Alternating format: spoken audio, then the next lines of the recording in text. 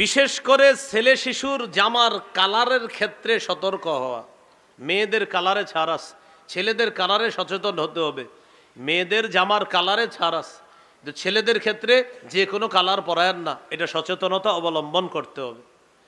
নাসাইর হাদিস, আব্দুল্লাহ ইবনে আমর রাদিয়াল্লাহু তাআলা আনহুমার বর্ণনা, তিনি বলেন, রাআহু রাসূলুল্লাহি সাল্লাল্লাহু আলাইহি ওয়াসাল্লাম ওয়া আলাইহি সাওবানি মুআসফারান।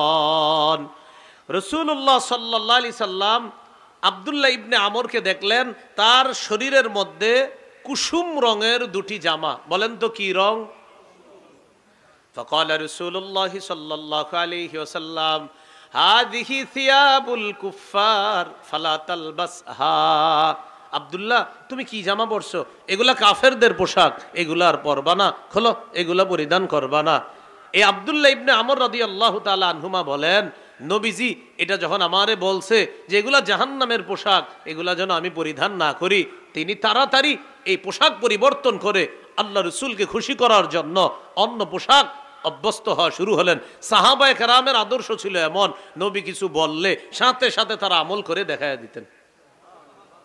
অন্য বর্ণনায় আছে যে নবী যখন বলতেন যে এই পোশাকটা কেমন জানি, সাথে সাথে সাহাবায়ে কেরামের কেউ কেউ এমন করতেন, উনি মাটিতে বসার আগে ওই পোশাক চেঞ্জ করতেন। মাটিতে বসার আগে বুঝছেন নি, মানে ওই পোশাকে উনি আর বসতেন না, যে না না আমি বসবো না, আমি জমিনে বসার আগে আগে পোশাক চেঞ্জ করতে হবে, নবীর হুকুম পালন করতে হবে, এরপর আমি জমিনে বসবো, এর আগে বসবো না।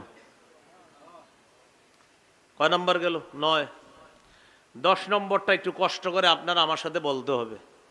সবাই বলেন, শিশু থেকে, শৈশব থেকেই শিশুকে এমন পোশাকে অভ্যস্ত করা যেই পোশাক সতর ঢেকে রাখে। শিশুর কি আবার সতর আছে কিনা? কথার কথা না, ওরে ছোটবেলা থেকে আপনি অভ্যস্ত করবেন যেন ওর হাঁটু ঢেকে রাখে। দেখবেন 1.5-2 বছরের শিশু যখন বড় হয়, ওর প্যান্টটা যখন ছোট হয়, ও প্যান্ট খালি এইভাবে টানে নিচের দিকে, মানে হলো ওর মাথায় ঢুকে গেছে আমার না হাঁটু ঢাকনা থাকে, এখন হাঁটুটা খোলা কেন? ওর কিন্তু বয়স মাত্র 1.5-2 বছর, ও প্যান্ট নিচের দিকে টানতে থাকে।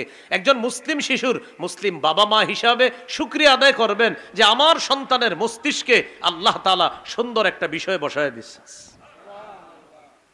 সূরা আরাফের 26 নম্বর আয়াতে আল্লাহ বলেন, ইয়া বানি আদম ক্বাদ আনজালনা আলাইকুম লিবাসান ইউয়ারি সাওআতিকুম ওয়া রিশা ওয়া লিবাসুত তাকওয়া যালিকা খায়র।